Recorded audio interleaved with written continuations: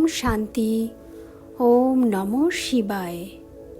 আজকের বরদান, লাভলীন আত্মা ভব। বিশ্লেষণ: নিজেকে সদা এক বাবার স্মরণে সমাহিত হয়ে থাকা বাবার সমান অনুভব করো কি?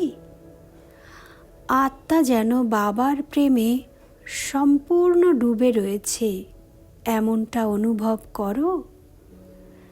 যেমন ধরো, কেউ যদি সাগরে সমাহিত হয়ে যায় তো কি অনুভব হবে?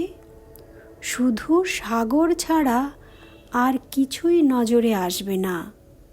তেমনটাই সর্বগুণের বাবা সাগরে ডুবে যাওয়া, বাবার স্নেহে ডুবে যাওয়া, একেই বলা হয় লাভলীন হয়ে যাওয়া।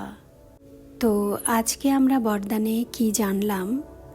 লাভলীন হওয়া অর্থাৎ বাবার প্রেমে, বাবা সর্বগুণের সাগরে ডুবে যাওয়া, একেই লাভলীন বলা হয়ে থাকে, মানে ভালোবাসায় লীন হয়ে যাওয়া যাকে বলা হয়। তো এরকমটা সারাক্ষণ তো আমরা অনুভব এখনো পর্যন্ত করি না, তাই না?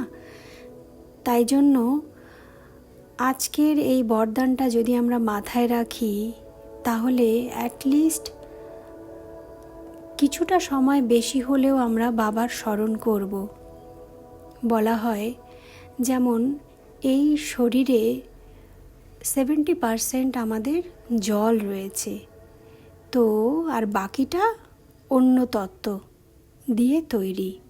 এবার ধরা যাক সেই জলের পরিমাণটা 70% থেকে যদি কমে যায়, তাহলে শরীরের মধ্যে একটা অস্বস্তি ভাব তৈরি হয়, শরীরকে তখন সুস্থ বলা যাবে না। ঠিক এইভাবেই যদি আমরা ভাবি যে আমাদের প্রতিদিন 24 ঘন্টা করে আমরা সময় পাচ্ছি, তার মধ্যে যদি আমরা 70% অ্যাটলিস্ট বাবার স্মরণে থাকতে পারি, 100% তো আমাদের পক্ষে থাকা খুবই ডিফিকাল্ট হয়ে যায়, তাই না? বিভিন্ন রকম কাজ কর্ম সবারই বহির্মুখতা অবস্থায় এসেই যায়। তো অ্যাটলিস্ট সেই 70%ও যদি আমাদের জীবনে বাবার স্মরণ থাকে, তাহলে আমরা আত্মিক দিক থেকে সুস্থ, এটা আমরা অনুভব করতে পারবো। অর্থাৎ আত্মা তার স্ব-উন্নতির পথে অগ্রসর হয়ে চলেছে, সেটা আমরা অনুভব করতে পারবো। আর বাবার ছত্রছায়া যদি সত্যি 70% থাকা যায়, তাহলে তো জীবনই বদলে যাবে।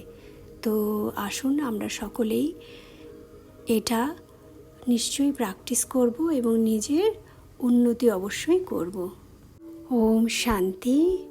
ওম নমঃ শিবায়।